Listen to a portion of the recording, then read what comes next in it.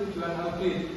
Audit ini bertujuan untuk menilai dan menganalisis tingkat tata kelola TI di institusi pendidikan menggunakan COVID 2019, mengidentifikasi kelemahan pada setiap domain serta memberikan rekomendasi perbaikan agar tata kelola TI lebih efektif, aman, dan selaras serta dengan tujuan organisasi.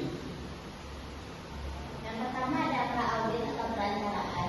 Institusi pendidikan telah memanfaatkan teknologi informasi untuk mendukung kegiatan akademik dan proses bisnis mereka. Namun, tata kelola teknologi ini belum pernah diaudit sebelumnya. Hal ini menunjukkan bahwa organisasi belum memiliki mekanisme pengawasan dan evaluasi yang terstruktur terhadap pemanfaatan teknologi informasi. Akibatnya, potensi risiko seperti keamanan data, integritas sistem, dan keselarasan TI dengan proses bisnis belum dapat terukur secara optimal.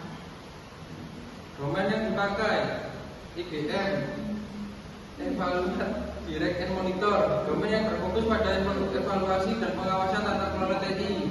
Yang kedua, APU, Ahli Plan and Organize. Domain yang mencakup perencanaan strategis, kebijakan, dan organisasi teknologi informasi. Yang ketiga, BAI, Build, Explore, and Implement. Domain yang mengatur pembangunan dan implementasi solusi TI. Yang keempat, DSS, Deliver, Service, and Support. Domain yang mencakup penyampaian layanan dan dukungan operasional TI. Yang kelima, MEA, Monitor, Evaluate, dan Access. Domain yang mengawasi, menilai, dan mengevaluasi kinerja sistem TI.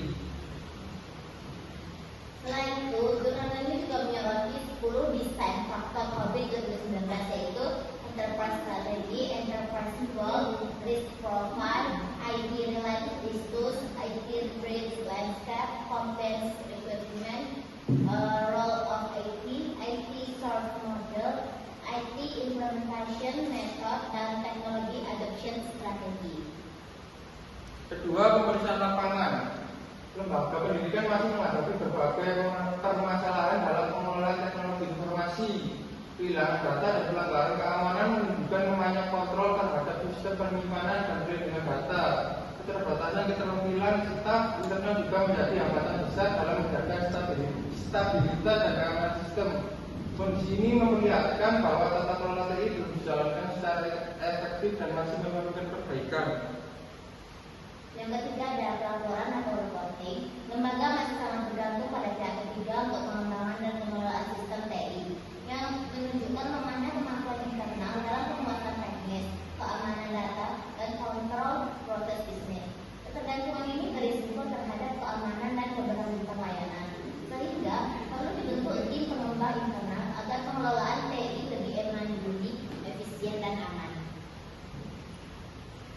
Keempat, tindak lanjut peningkatan kapasitas dan kompetensi SDM teknologi informasi. Institusi perlu berinvestasi dalam pengembangan kemampuan staff TI melalui pelatihan teknis dan manajerial secara berkala, meliputi keamanan siber, manajemen risiko, pengelolaan server dan database, serta penerapan framework COVID. Langkah ini bertujuan agar kita mampu mengelola sistem TI secara mandiri, efisien, dan sesuai standar tata kelola modern. Yang kedua, evaluasi dan penguatan tata kelola TI. Diperlukan sistem evaluasi dan monitoring kerja TI untuk memastikan efektivitas pelatihan dan peningkatan kompetensi staf berjalan sesuai tujuan. Evaluasi ini juga menjadi dasar bagi institusi dalam menyesuaikan strategi pengelolaan TI yang lebih aman, terukur, dan terkemukakan, mendukung visi dan misi organisasi. Sekian presentasi dari